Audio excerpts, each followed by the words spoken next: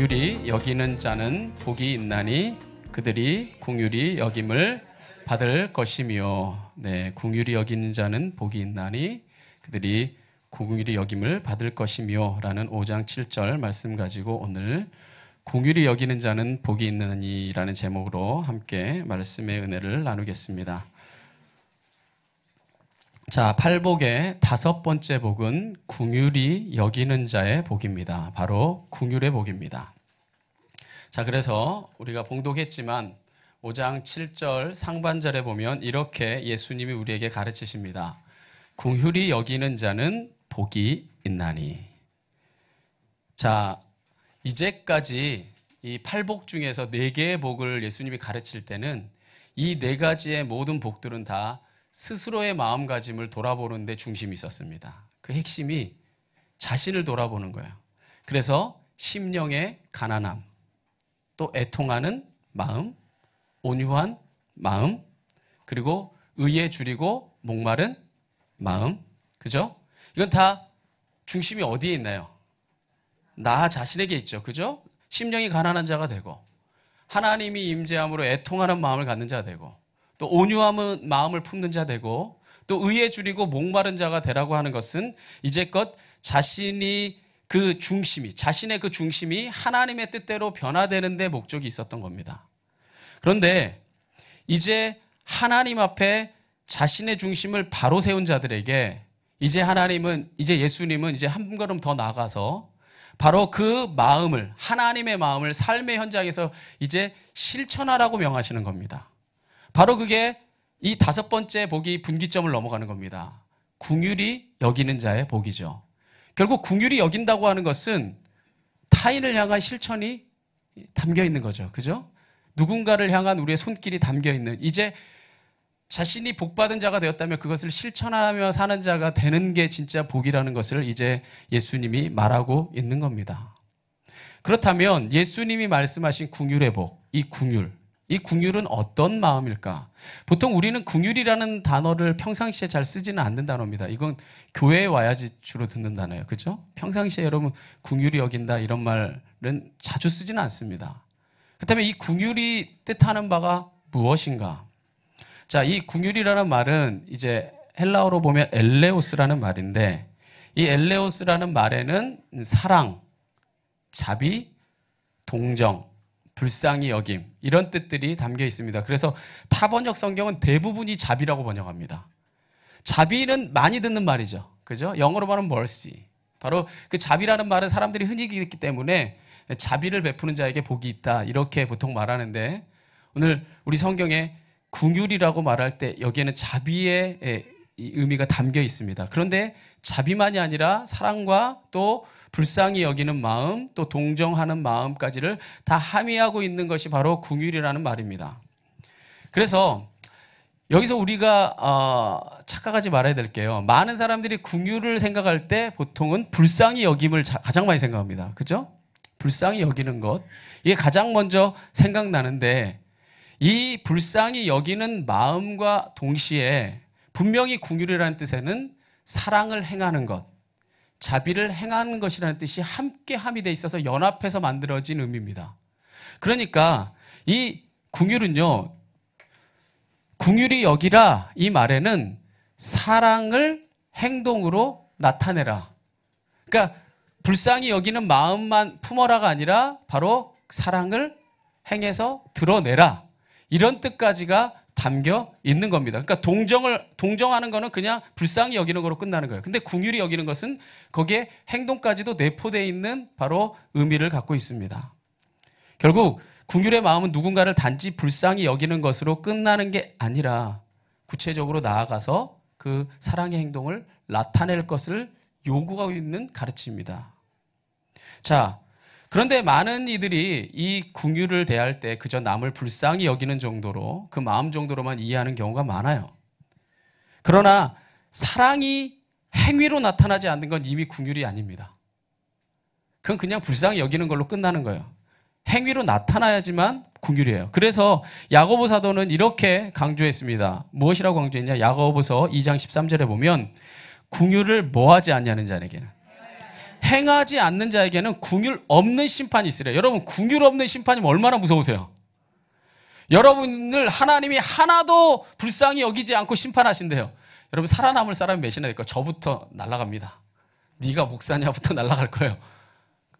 뭐 저만 잘못 저진 거죠. 여러분이 지금까지 살아온 걸 갖다가 하나님이 다 세세하게 기록해갖고 누군가에게 보여준다면 여러분 어디 지구 아니라 밖으로 도망가고 싶죠. 그죠? 그렇습니다. 아멘이라 하잖아요. 궁율을 행하지 않는 자에게는 하나님도 그러니까 아주 강력하게 말씀하는 거죠. 궁율 없는 심판으로 응대하신다라고 얘기합니다. 그러니까 궁율이라고 하는 것은 행함으로 너희가 드러내야 된다는 거예요. 즉 궁율과 행함은 뗄래야 뗄 수 없는 관계라는 걸 야고보가 강조하고 있는 거죠. 그래서 이 야고보는요. 이 2장 13절 이어서 그 뒤에 구체적인 예를 다음과 같이 제시합니다. 뭐라고 제시하냐? 아주 실제적이에요. 만일 형제나 자매가 헐벗고 일용할 양식이 없는데 너희 중에 누구든지 그에게 이르되 뭐 어떻게 가라? 평안하게 가라. 아주 무책임하죠. 덥게 하라. 여러분, 요즘에 추워지기 시작하니까 이 말이 얼마나 뼈에 쏙쏙들이 다가오잖아요. 그죠? 제가 요즘에 되게 혼나고 있어요. 화장실 문을 조금만 삐끗해갖고 제가 정신없이 열어놓으면요. 마루에 그 보일러를 꺼버리겠다고 눈이 도끼가 돼서 사모님이 저를 보세요. 이걸 열어놓는 순간 열 손실이 엄청나다는 거예요. 한 번만 더 실수하면 이거 꺼버리겠다. 그래서 제가 가끔 가다가 이렇게 긴장할 때 새벽에 일어나서 화장실을 갈 때가 있는데 제가 오늘 그랬어요. 들어가다가 화들짝 놀라고 문 닫고 나왔어요. 다음날에 걸리면 제가 마루에서 이러고 앉아 있어야 되니까. 보세요. 여러분, 어제도 제가 신방을 갔는데, 이사 신방 갔는데 그 마루에 전기장판만 뗀대요. 이 가운데 위주로 떼신데, 왜냐면 그거 다 떼면 진짜 전기료 엄청 나오겠더라고요. 보세요. 평안히 가라, 덥게 하라, 말은 100번 할 수 있지만 그게 쉬운 일이 아니죠. 그죠? 그걸 할 수 없는 사람에게 이야기하는 겁니다. 그렇게 하며 그 몸에 뭐 할 것을 주지 아니하면, 쓸 걸 주지 아니하면 무슨 유익이 있으리요? 이와 같이 행함이 없는 믿음은 그 자체가 뭐 한 거다? 죽은 거다. 이걸 이렇게 말할 수 있죠. 행함이 없는 궁율은 이미 그 자체가 아무짝에 쓸모없는 죽은 거라는 겁니다. 헐벗고 굶주리고 먹을 것이 없는 사람에게 평안히 가라, 배불러라, 덥게 해라 이렇게 말하는 공치사를 치르는 것, 그것은 하나님 믿는 자들에게, 하나님의 백성들에게 옳지 않은 처사라는 겁니다. 자, 이 행함이 없는 믿음이 죽은 것 같이 행함이 없는, 실천이 없는 궁율도 그 자체로 죽은 거예요. 그러면 우리가 어떻게 궁율을 실천할 수 있을까요? 저는 실제적으로 이렇게 여러분에게 도전합니다. 어떻게 그러면 남을 불쌍하게 여기는 마음을 넘어서 그 마음을 어루만져 주기 위해 손을 내밀고 사랑을 행할 수 있을까? 저는 여기에 분명히 그 중간에 단계가 있다고 봅니다. 그냥 지나고 있는데 아무나에게 여러분 궁율의 마음이 드는 건 아닙니다. 정말 그러면 여러분 살기 힘들어요.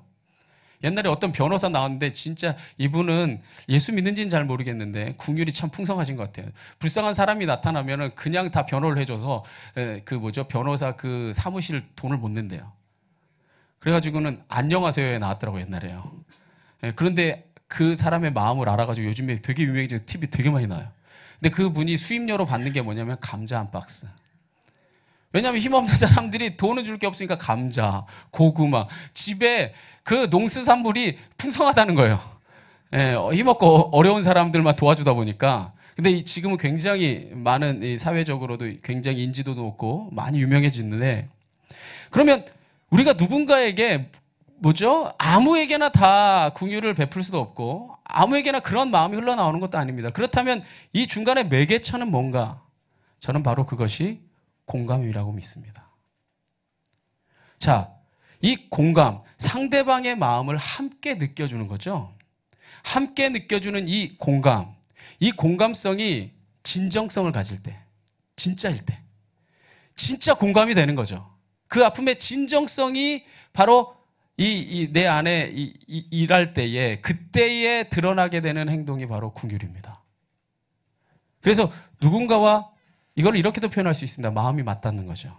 진정으로 그 공감, 바로 그 공감 가운데 바로 우리의 행동으로 나아가게 하는 힘이 있게 되는 겁니다. 무엇보다 궁율은요, 독단적으로 그냥 생겨나는 가치가 아닙니다. 이 팔복의 가치들이 서로 유기적으로 연합할 때에만이 흘러나오게 되는 마음이에요. 이 예수님의 이 긍휼의 마음을 아무나 품을 수 있는 마음이 아닙니다. 영적인 자기 비움과 이 하나님의 이 성령의 채워짐을 통해서 바로 그 하나님의 그 나눔으로 그 우리의 하나님의 마음이 흘러나갈 때 그것이 바로 긍휼의 바탕을 둔 바로 마음이고, 애통하는 자가 그 애통하는 마음을 실천으로 나타낼 때에 이 공감하게 되는 거죠. 같이 울게 되는 거죠. 우는 자들과 함께 울면서 그걸 실천으로 나타낼 때 그것이 긍휼이 되는 것이고, 또 온유함의 근간을 둔 것이 또 곧 긍휼입니다. 그리고 의에 줄이고 목마른 자들이 생명수의 샘물로 배부르게 되는 놀라운 체험을 얻게 될 때 나의 배만 부르고 끝나는 것 아니라 너의 배를 부르는 것에도 관심할 때에 그때 긍휼이 일하게 되는 겁니다. 늘 세상 사람들이 생각하는 지경은 나의 배가 부르면 끝나는 거죠. 그러나 예수님은 너의 배를 부르는 것까지 너희가 염려하는 자가 되라고 우리에게 가르치는 겁니다. 결국 이 긍휼은요, 자신이 받은 복을 자신에게만 머물게 하는 게 아니라 하나님의 뜻대로 이 땅 곳곳에 흘러가게 하는 존귀한 마음입니다. 그러니까 여러분이 복 받으세요. 세상이 말하는 복도 받으세요. 하나님이 말하는 복도 받으세요. 왜 그 복을 받아야 되냐? 여러분이 이 땅 가운데 생명의 젖줄을 흘러내는 요단강과 같은 사명을 감당하기 위해서. 그래서 우리는 하나님의 복을 구하는 자가 되는 것입니다. 자, 그렇다면 이 긍휼의 마음을 품음으로써 우리가 진정으로 이루고자 하는 궁극적인 목적은 뭘까? 제가 전에도 이 부분에 대해서 몇 차례 말씀을 나눴는데 늘 여러분이 긍휼을 생각할 때마다 이걸 생각하면 여러분이 그 긍휼이 목적하는 바를 여러분이 늘 깨달을 수 있을 겁니다. 이 긍휼이라는 말을 아주 그 언어적으로 잘 표현하는 단어 중에 하나가 바로 영어의 단어입니다. 영어로 이 긍휼이라는 말이 compassion이에요. 자, 이 compassion인데 이 come이라는 말에서 이 come과 바로 이 passion이라는 이 두 가지의 단어가 합해져서 이 단어는 이루어진 겁니다. 그래서 접두사로 come이 나오면 이거는요 무조건 with라는 뜻입니다. 그래서 회사, company라고 하죠. 회사는 혼자예요? 네, 함께하는 거죠. 그래서 come이 들어가면요 무조건 이게 함께라는 뜻을 담고 있습니다. with, 그러니까 우리라는 뜻이죠. 그래서 여기서 패션은 뭐냐? 바로 순환이라는 뜻을 담고 있습니다. 그래서 여러분 영어 잘 몰라도 예전에 지금으로부터 한 10여 년 전에 패션 오브 크라이스트, 그죠? 정확하게 말하면 더 패션 오브 더 크라이스트. 바로 그 영화, 예수님의 그 순환의 영화가 그 멜 깁슨 연출로 우리 한국에 정말 성황리에 방영됐잖아요. 거기서 그 패션이 바로 예수님의 순환입니다. 그래서 이 말이요 바로 누군가의 순환에 함께 동참하는 게 긍휼입니다. 그런데 이 패션이라는 말에는 순환이라는 뜻도 있지만 사실 영어 단어를 외울 때 가장 첫 번째로 나타나는 이 단어의 뜻은 뭐냐면 바로 열정이라는 뜻입니다. 그래서 열정과 순환이라는 뜻을 패션이 같이 가지고 있는데 이것을 come, with 하는 거, 함께 하는 거죠. 그래서 이것을 좀 더 적극적으로 해석한다면 이렇게 이야기할 수 있습니다. 단순한 동정이나 연민이 아니라 상대방의 고통에 정말 열정적으로 뭐 하는 거예요? 동참하는 거죠. 아까 제가 말했던 그 공감이 바로 그겁니다. 상대방의 그 고통을 너의 것, 나랑 상관없는 것으로 분리시켜 놓는 게 아니라 아주 열정적으로 동참하는 겁니다. 사실 이 한자에도 우리가 이 긍휼이라는 말이 한자인데요. 이 한자에도 이 뜻이 잘 담겨 있습니다. 그래서 이 긍휼이라는 말에서 이 휼자를 보면 이 두 개의 단어로 이것도 조합되어 있어요. 마음 심자와 피 혈자예요. 그러니까 피가 맺히도록 불쌍히 여기는 거예요. 이게 얼마나 절절한 마음입니까? 누군가를 향해 그 마음이 이 안에 뭐가 몽글몽글 맺히도록 피가 맺히도록 간절한 마음이라는 거죠. 바로 이처럼 성도가 세상을 향해 해야 할 일은 바로 그들의 고통에 정말 피가 맺히도록 열정적으로 함께 동참하는 겁니다. 바로 그러한 마음을 나눌 때에 바로 그곳에 하나님이 임재하는 거죠.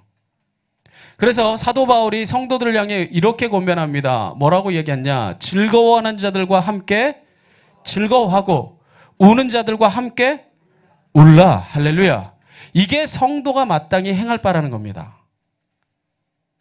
즐거워하는 자들과 함께 웃어주고 누군가 너가 눈에 띄는 우는 자가 있다면 함께 울어줄 수 있는 것. 그게 성도가 행할 바라는 거죠. 그럼 여러분에게 묻습니다. 이 긍휼함의 대표적인 모델을 들려면 누구를 들 수 있을까요? 예수님이죠. 예수님이야말로 긍휼히 여기시는 분이었습니다. 그래서 예수님은요, 정말 온 열정을 다해 당신을 찾아오는 백성들을 다 사랑하셨습니다. 구분하지 않으셨어요. 니고데모 같은 바리새인도 사랑하셨고 아리마대 요셉 같은 부유한 사람도 사랑하셨지만 세상이 사람 인정조차 하지 않는 수가성의 우물가의 여인도 사랑하셨고 사람들이 손가락질하고 미워하는 삭개오도 사랑하셨습니다. 창녀, 세리, 버림받은 자, 어린아이까지 그 누구라도 자신을 찾아오는 사람을 한 명도 거부한 적이 없으세요. 그들의 때로는 간음 중에 잡혀온 여인이 바로 돌매에 맞아 죽게 되는 그 상황 가운데 예수님이 그들 앞에 바로 서서 이 가로막아 서서 일어서서 너희 중에 죄 없는 자가 돌로 치라고 외치시면서 바로 그 여인의 그 울부짖음과 고통에 함께 동참하셨고 목숨을 걸고 일어선 겁니다. 왜? 예수님이 돌맞을 각오를 하고. 바로 예수님이야말로 모두가 예면하셨던 사람들을 한 사람도 거부함 없이 다 품으셨고 안아주셨고 위로해 주셨습니다. 그리고 그 사랑의 열정 때문에 그 사랑의 그 피맺히는 절절함 때문에 십자가까지도 거부하지 않으시고 땀방울이 핏방울이 될 만큼 그 간절한 마음으로 마침내 우리를 위해 십자가를 지셨습니다. 그 긍휼의 사랑에 대해서 사도 바울이 이렇게 정리했죠. 너희 안에 이 마음을 품어라. 할렐루야.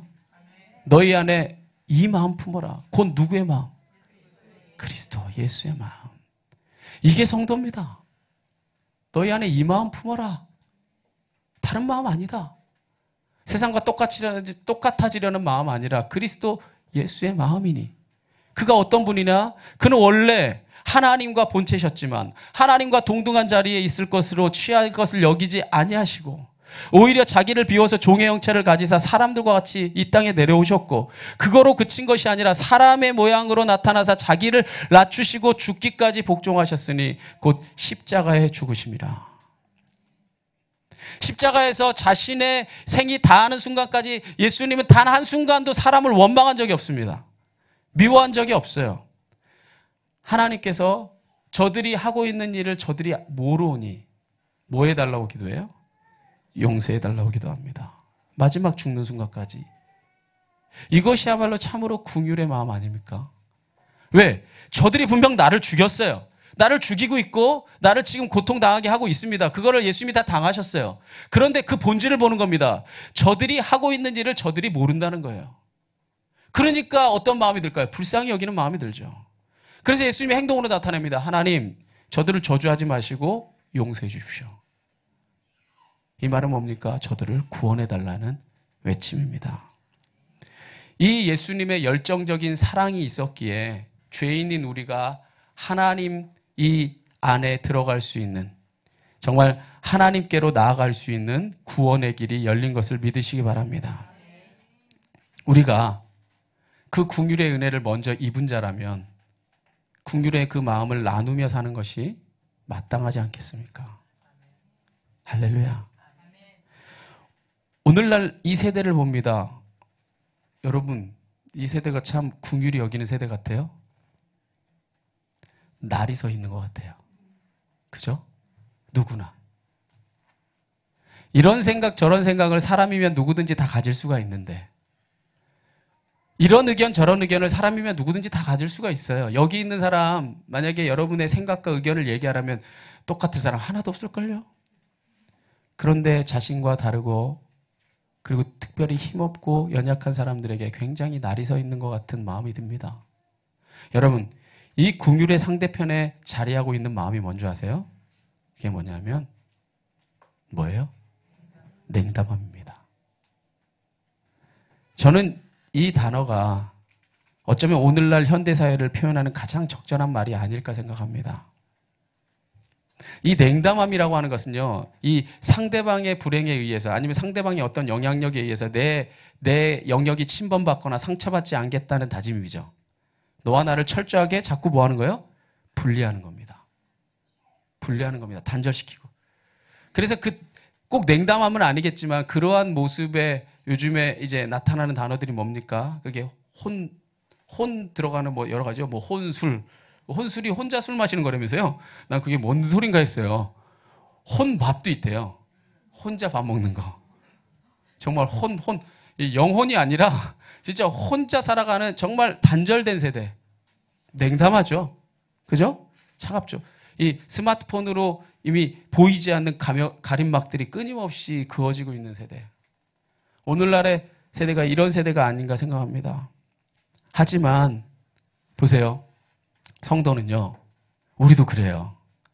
끊임없이 냉담해지고자 하는 이 마음의 유혹을 자꾸 넘어서야 됩니다. 누구의 마음으로? 예수님의 마음으로. 여러분 진짜요. 누군가와 관계한다는 건 에너지가 드는 일이에요. 안 그래요? 우는 자와 함께 운다고 하는 게 얼마나 힘든 일인지 아세요? 한 번은 괜찮죠. 두 번은 괜찮죠. 근데 그의 아픔이 다 풀어질 때까지 그와 함께 그 길을 걸어간다고 하는 게 얼마나 힘든 일인지 모릅니다. 그래서 우리는 끊임없이 냉담해지려 해요. 모른 채 하려 하고 선을 그려 하고 멀어지려 합니다. 왜? 그게 나의 안위에는 편하니까. 그러나 우리 성도에게 예수님은 말합니다. 긍휼히 여기는 자가 복이 있다. 끊임없이 냉담해지려고 하는 그 유혹 속에서도 그 예수님의 따뜻한 마음, 그 따뜻한 손길을 끊임없이 회복하고자 몸부림치는 자가 진짜 복 있는 거다. 할렐루야. 보세요. 예수님께서 긍휼의 은혜를 베풀었을 때에 우리의 삶에 비로소 구원이 임한 것처럼 성도가 이 땅 가운데 긍휼을 베풀고 살면 진짜 이 세상이 복된 세상으로 점점 변해갑니다. 그래서 성도가 대안이에요. 돈이 많아서 대안이 아니에요. 능력이 많아서 대안이 아니에요. 여러분이야말로 예수님의 따뜻한 마음을 지닐 수 있는 유일한 사람들이기 때문에 대안입니다. 할렐루야. 이 시대에 그러한 자들이 세워져야 이 갈라서고 냉담하고 끊임없이 분열하는 세대를 메울 수 있는 사람들이 있는 거예요. 그러나 우리가 더 높은 담을 쌓고 더 높은 선을 긋고 더 냉담하게 이 세상을 대한다면 하나님의 나라가 임할 곳은 이 땅에 아무 데도 없습니다.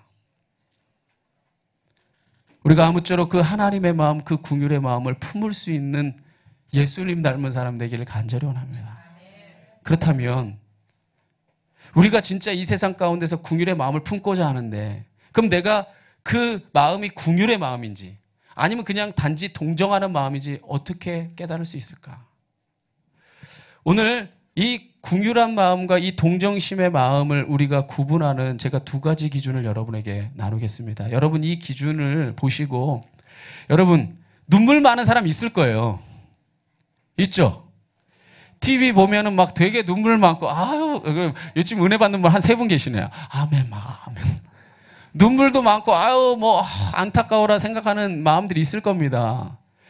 예. 그런데 그것이 동정심인가 아니면 구체적인 우리가 예수님의 행함으로까지 나가는 긍휼인가를 구분하는 차이가 있습니다. 첫 번째는 뭐냐면요. 그 구분점이 상대방의 고통이 누구 고통으로? 내 고통으로 함께 느껴지는가 그것입니다. 자, 상대방의 고통이 불쌍해. 안 됐어. 그리고 돌아서면 잃어버려. 그때는 분명히 아파요. 여러분 그 마음이 나쁘다는 게 아니라 그렇게 마음이 동하지만 돌아서면 잃어버리는 건 그건 동정의 마음입니다. 그런데 상대방의 마음이 내 마음으로 전이가 되고 그 고통을 함께 나누고자 하는 마음이 일어나 함께 나누는 데까지 나간다면 그게 긍휼입니다. 그러니까 이심이 전심이 되는 거죠. 상대방의 마음이 전해지는 겁니다. 내 마음이 되는 겁니다. 제가 그래서 이런 단어 자주 씁니다. 역지사지. 내가 그 위치에 자꾸 서보게 되고 생각하게 되고 그 아픔이 고스란히 느껴지고 그 아픔을 위해 내가 무언가를 하고자 하는 마음이 무릴듯 일어난다면 그것이 바로 예수님이 가르치신 긍휼입니다. 이러한 마음을 갖게 되면요. 남이 남으로만 여겨지는 게 아니라 남이 곧 내 자신이 되고 내 자신이 곧 남이 될 수 있는 그러한 경지를 깨닫게 됩니다. 여기서 진짜 긍휼의 마음이 싹트게 되는 거죠. 우리 유명산 지난주에 갔더니 거기 보니까 그 강아지똥 이 뭐죠? 그거 있대요. 그림이랑 여기 또 별게 다 있대요. 강아지똥 이 그림이 이렇게 이 꽃들하고 이렇게 조화 있게 이렇게 그림이 있던데 이 강아지똥이 사실 유명한 동화입니다. 이 강아지똥을 그린 그 작가가 바로 권정생이라는 분이신데 이 권정생 이 선생님 지금은 작고하셨어요. 이 권정생 이 선생님이요. 이라크 전쟁이 일어났을 때에 그 미군에 의해서 무수히 많은 사실 여러분 아시죠? 요즘의 전쟁에서는 군인보다 그냥 평범하게 살아가는 우리 같은 사람이 더 많이 죽는 거 아시죠? 그냥 살아가고 있다가 누구 군인이라는 뭐 빌미를 들어서 뭐 평범하게 우리 살아가는 우리들도 막 죽어가는 게 요즘의 전쟁입니다. 그런데 그때 당시에 이라크에 정말 전쟁에서 무고하게 생명들이 죽어가는 모습을 뉴스에서 보시고요. 이분이 수십 일 동안을 밤마다 맥박수가 120으로 올라가고요. 고열이 40도까지 계속 올라가셨대요. 밤마다. 그 경험을 이야기합니다. 왜 그랬느냐 물어보니까요. 그들의 아픔이 느껴지니까. 그 소리 없는 아우성과 죽음의 절규들이 마음에 들어오니까 잠을 잘 수가 없는 거예요. 그 아픔이 가슴 뛰게 하고 열이 오르는 겁니다. 진짜 자신의 몸으로 이심전심이 된 겁니다. 저는 이것이야말로 진정한 궁율의 마음이라고 믿습니다. 물론 우리가 뭐 다 밤마다 막 그렇게 막 맥박이 뛰고 열이 나는 게 아니지만 누군가의 그 고통과 아픔을 볼 때 바로 나의 마음으로 느껴지는 것. 그 예수님이 우리에게 주신 정말 선한 마음입니다. 그리고 또 하나는 뭐냐? 궁율과 동정심의 결정적인 차이는 지속성입니다. 상대방의 고통이요. 순간적으로 느껴지지만 남의 것으로 여겨지면요. 특징이 있습니다. 시간이 갈수록 그것을 망각하게 됩니다. 잊어버려요. 시간이 가면 다 사라져버립니다. 반면에 진정한 긍휼은요. 시간이 흐를수록 상대방의 마음이 더 깊이 느껴지기 때문에 시간이 지날수록 상대방의 아픔이 더 깊이 공감되기 때문에 바로 그 고통을 열정적으로 동참하게 되는 마음이 일어나게 됩니다. 시간이 흘러도. 그래서 여러분 우리가 이제 좋은 만남 교회가 더 아름답게 하나님의 은혜 가운데 성장되어서 또 성숙되어서 우리가 무언가를 이제 앞으로 더 실천하게 될 때 그것이 지속성을 가져야 됩니다. 한 번 하고 그치는 건 그냥 불쌍히 여기고 끝나는 겁니다. 그러나 예수님의 마음은요. 끝까지 가는 거예요. 우는 자들과 함께 우는 자리에까지 나아갈 수 있어야 그것이 진정한 긍휼입니다. 예수님이야말로 우리의 고통을 함께 느끼셨고 우리를 향한 그 긍휼의 마음의 정점에서 십자가까지 지지 않았습니까? 그러므로 우리가 정말 예수님의 길을 쫓고자 한다면 이 긍휼의 마음을 품는 자가 돼야 됩니다. 할렐루야. 아무쪼록 저는 이 좋은 만남 교회 성도님들이 긍휼히 여기는 자 되기를 원합니다.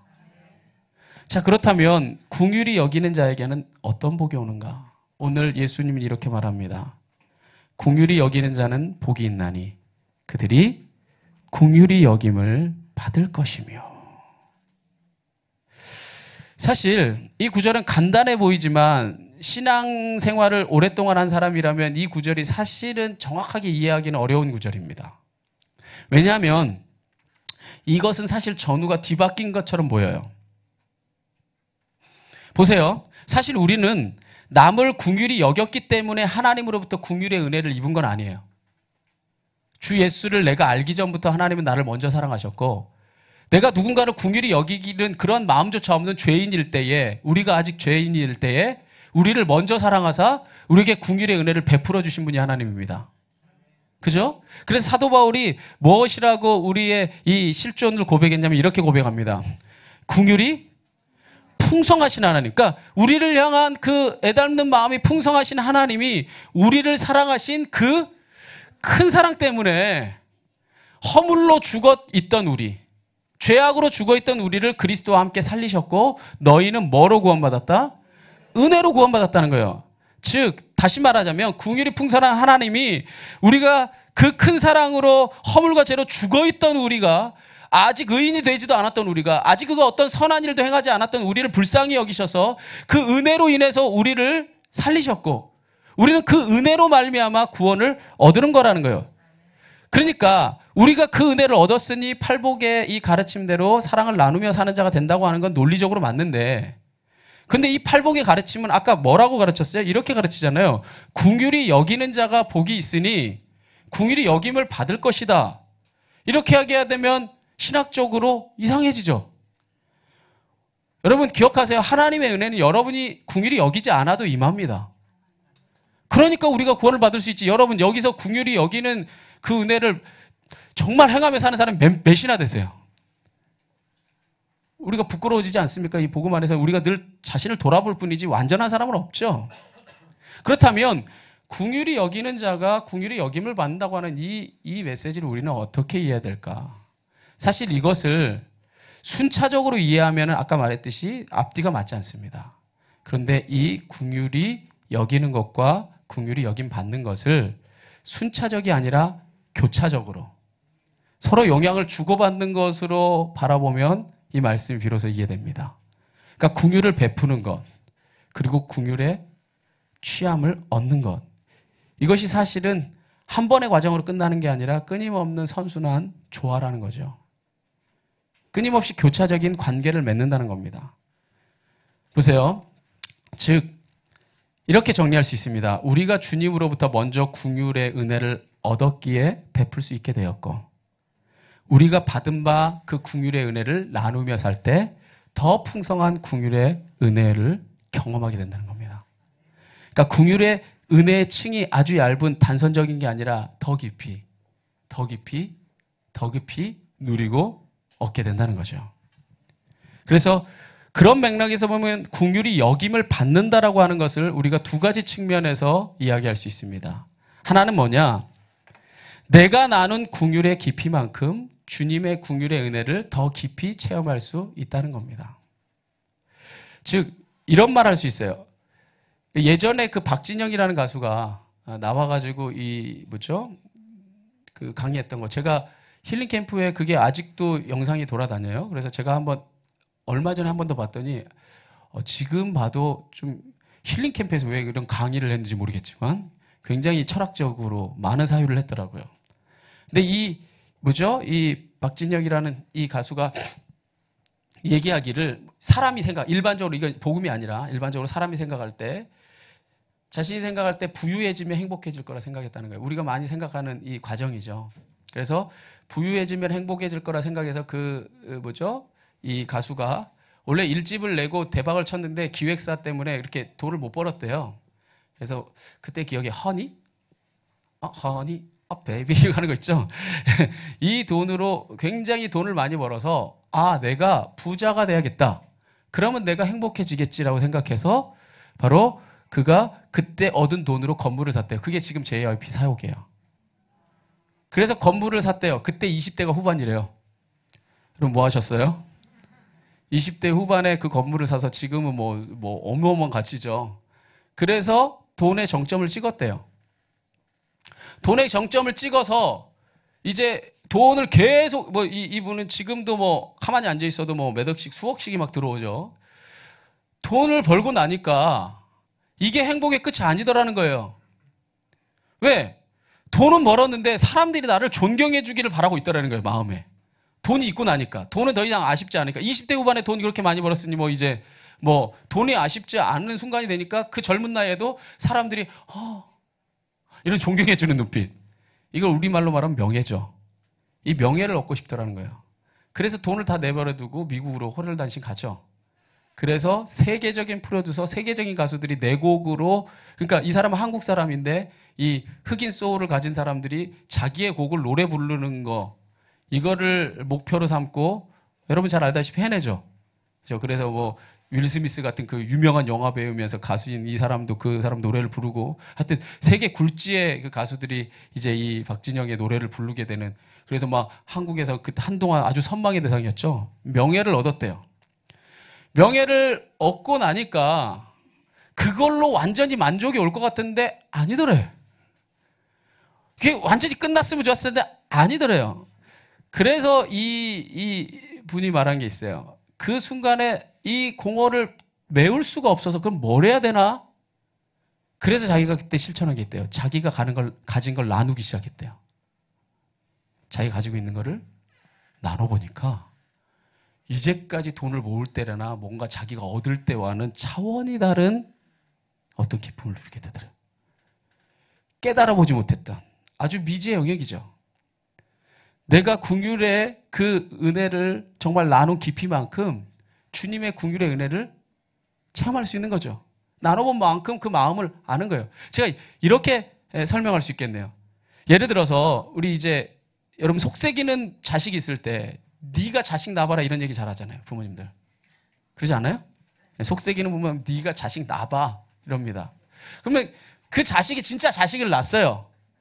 그래서 그 자식을 낳아보니까 눈에 넣어도 안 아프고 정말 사랑스럽고 내 모든 걸 줘도 아깝지 않고 정말 나의 모든 걸 헌신하고 싶은 마음이 들고 정말로 그 자식을 사랑하면요. 그때 철듭니다. 어떤 마음을 깨닫냐면 부모가 나를 이렇게 사랑했구나. 긍휼을 나눈 만큼 그 긍휼을 깨닫게 되는 거죠. 사랑을 나눈 만큼 사랑의 깊이를 헤아리게 되는 겁니다. 할렐루야. 물론 제가 아까 그 박진영 그분의 얘기는 뭐 여기서 끝내지만 그 다음에 이분이 거기서도 만족이 안 오더래요. 그래서 자기가 깨달았답니다. 그래서 종교가 있어야 되는구나. 그러니까 자기의 인생을 돌아보니까 자기는 운이 되게 좋더래요. 아까 돈 벌려고 하니까 돈이 벌어졌고 명예를 얻으려고 하면 명예가 얻어졌고 그 명예 얻을 때면 영어를 잘해야 되거든요. 근데 운 좋게 어떻게 자기는 영어를 어렸을 때부터 배울 수 있게 됐고 7살 때부터 자기도 모르게 흑인 음악 들으면 춤추게 됐고 그러니까 자기도 모르게 운으로 다 되어진 거라고 생각했는데 어느 날 돌이켜보니 이게 다 운으로만 보기에는 이게 섭리로 느껴진다는 거예요. 그래서 이것을 누군가가 운행하지 않는다고 한다면 내 삶이 설명되지 않는구나 이런 말을 하더라고요. 근데 여러분 보십시오. 그 말처럼 우리가 어떤 인생의 성숙의 깊이까지 가면 긍휼히 여기는 그 삶의 실천이 있을 때 주님의 긍휼의 은혜도 더 깊이 예수님의 십자가의 은혜도 더 깊이 느끼게 되는 겁니다. 할렐루야. 또한 한 가지 더 나누면 긍휼을 나누며 살면 실제적으로 더 풍성한 긍휼을 얻는 은혜가 있습니다. 그래서 이 은혜에 대해서 야고보 사도는 뭐라고 얘기하냐면요.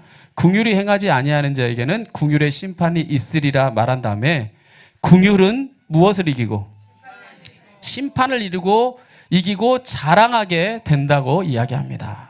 할렐루야.